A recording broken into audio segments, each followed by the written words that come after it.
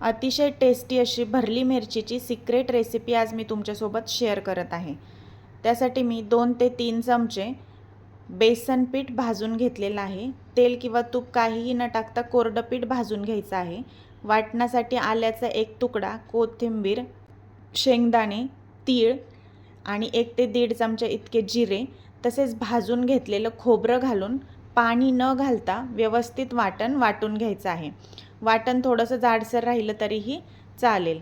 आता भाजून घेतलेल्या बेसन पिठामध्ये वाटण घालून घ्यायचं आहे। त्यामध्ये चवीपुरतं मीठ, हळद आणि थोडंसं लाल तिखट टाकून घ्यायचं आहे चवीपुरतं, कारण ही मिरची जास्त तिखट नसते।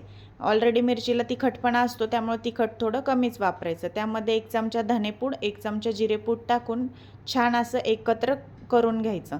त्यानंतर ही मिरची जी आहे तिला मधून अशा पद्धतीने काप पाडून घ्यायचा आहे आणि सगळ्या मिरच्यांना काप करून त्यामधलं बी बाहेर काढून घ्यायचं आहे आणि तयार केलेलं वाटण किंवा जे मिश्रण आपण तयार केलं आहे ते सारण त्यामध्ये भरून घ्यायचं आहे। प्रत्येक मिरचीमध्ये व्यवस्थितपणे सारण भरलं गेलं पाहिजे।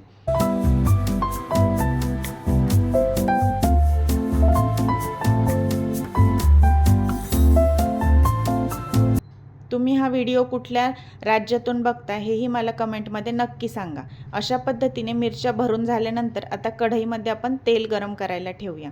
तेल गरम झालं की त्यामध्ये जिरे, मोहरी, हिंग, हळद आणि थोडंसं लाल तिखट यातही टाकायचं आहे आणि तयार केलेल्या मिरच्या तेलावरती एक एक करून व्यवस्थित अशा ठेवून द्यायच्या आहेत। सगळीकडे अशा पसरून ठेवायच्या आहेत, म्हणजे त्या तेलावरती छान अशा परतून निघतील। आणि त्यावरती थोडासा मी पाण्याचा शिंतोडा किंवा शिपका मारलेला आहे, त्यामुळे ओलसरपणा किंवा वाफ लागून ह्या मिरच्या छान अशा शिजल्या जातील। आता अशा पद्धतीने 1-2 मिनटं झाकण ठेवलं की त्या आलटून पलटून छान अशा भाजून घ्यायच्या आहेत। उरलेलं वाटणही त्यामध्ये मी टाकून दिलेलं आहे आणि झाकण ठेवून 2 ते 3 मिनटं ह्या वाफेवरती मिरच्या शिजवल्या की छान मऊसूत मस्त शिजतात आणि अतिशय खमंग लागतात। भाकरीबरोबर, चपातीसोबत किंवा वरण भातासोबत तोंडी लावायला अप्रतिम लागतात। तुम्हीही एकदा नक्की ट्राय करा। रेसिपी आवडल्यास चॅनलला फॉलो आणि सबस्क्राईब करायला विसरू नका। धन्यवाद।